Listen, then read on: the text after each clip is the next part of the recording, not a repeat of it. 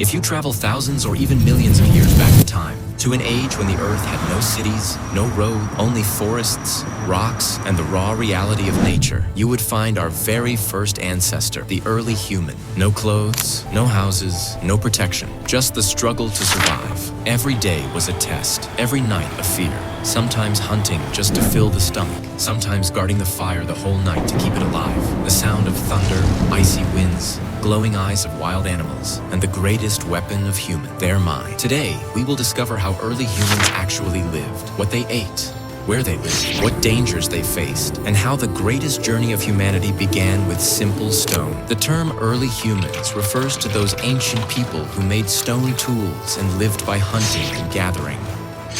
This long era began nearly 2.6 million years ago and continued until about 10-12,000 years ago. We can remember this timeline in three parts: Paleolithic, Mesolithic, and Neolithic. The Paleolithic age was fully dependent on hunting and gathering.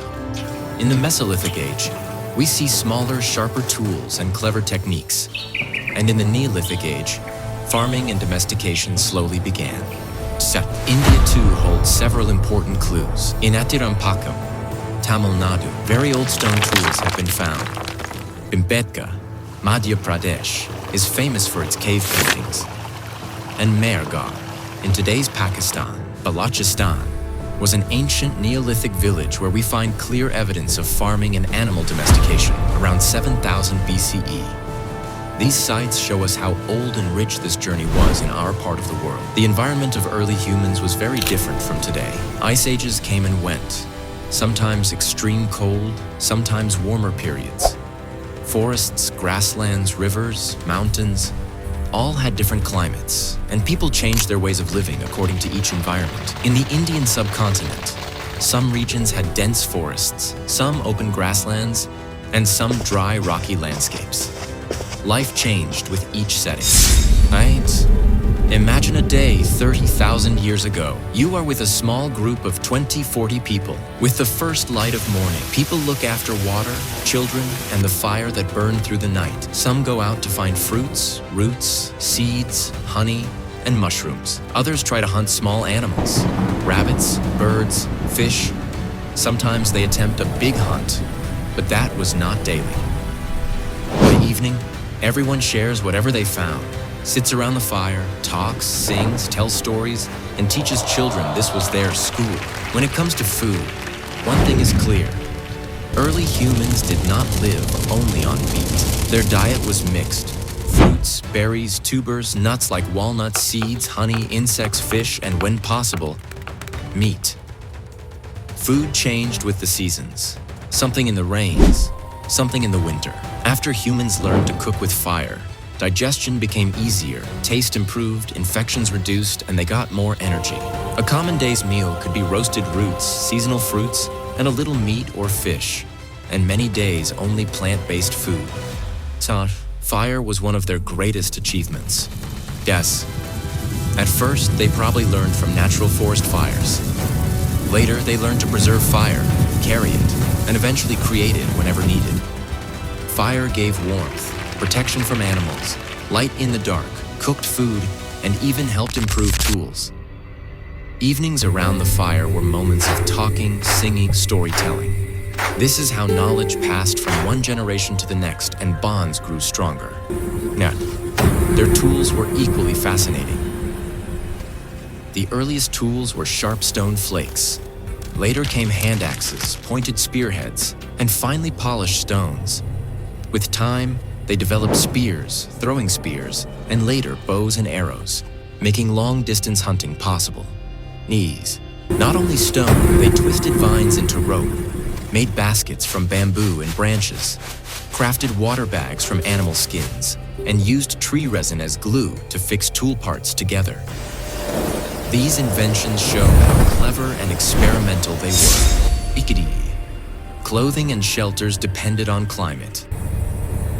At first, they wrapped leaves or animal skins around their bodies. Later signs of sewing appear using bone needles and thorns. In cold places, thick furs and leather footwear protected them. For shelter, They used caves, rock shelters, or temporary huts made of branches, grass, and skins. Groups moved according to weather and food availability. Their social life was small but cooperative. So, groups usually had 20-50 people. Decisions were shared, experienced people guided the group, and whatever was gathered was shared. Saras. Children learned by playing. How to break stones, identify routes, aim at targets, peel wood, sing, dance, and remember traditions. Work was flexible, nothing rigid.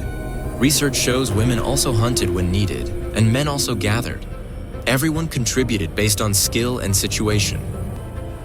Language and stories held the community together. At first, there were gestures and sounds. Slowly, words and sentences formed.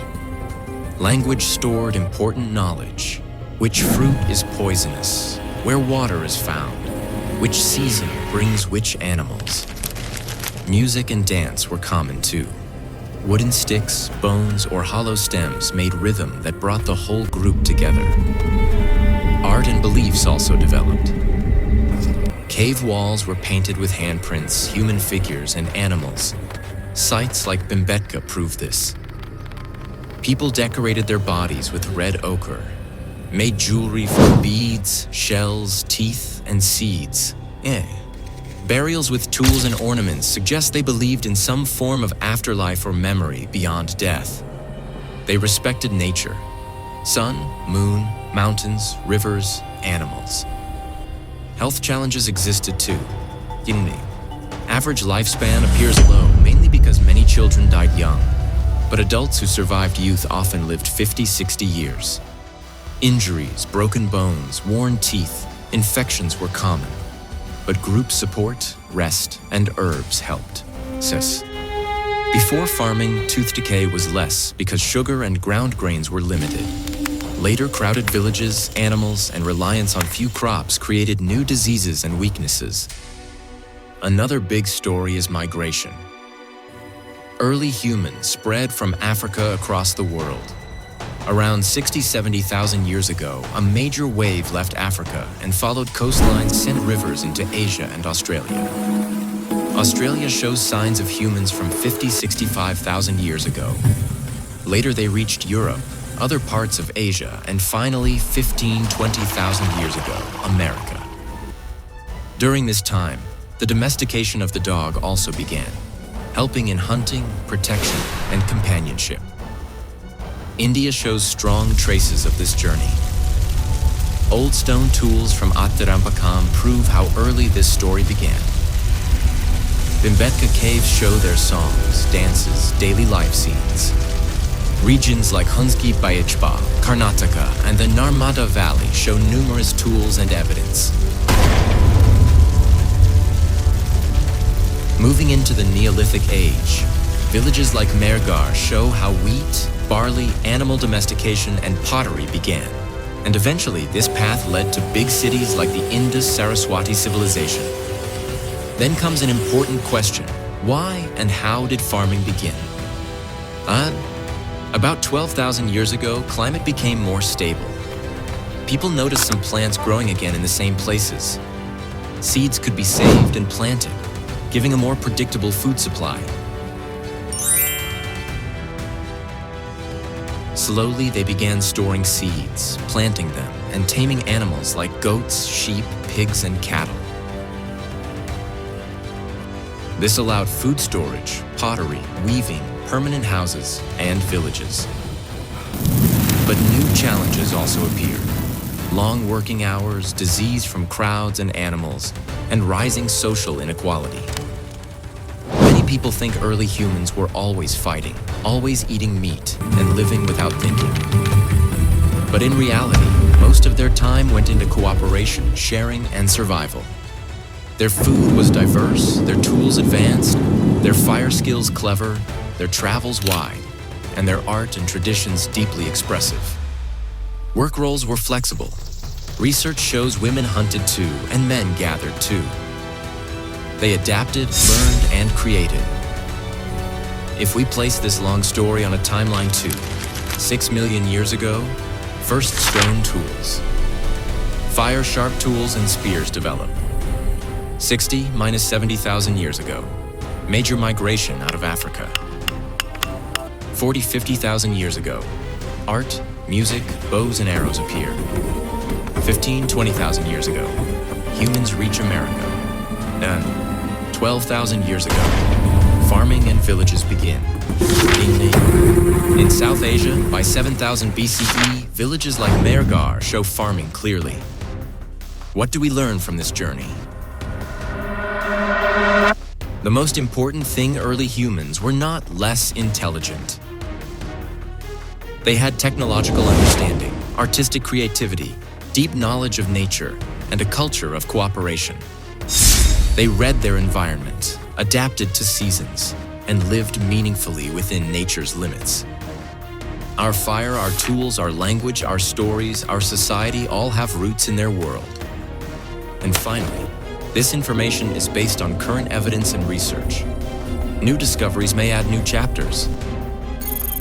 But one thing is certain, the life of early humans was full of effort, courage, friendship, and creativity. If you had a chance to live one day in that world, what would you like to learn? First, making fire, crafting a bow and arrow, or finding food in the forest? Write your thoughts in the comments. And if you enjoyed this journey, don't forget to like, subscribe, and hit the bell icon. We'll meet again at another fascinating moment in history.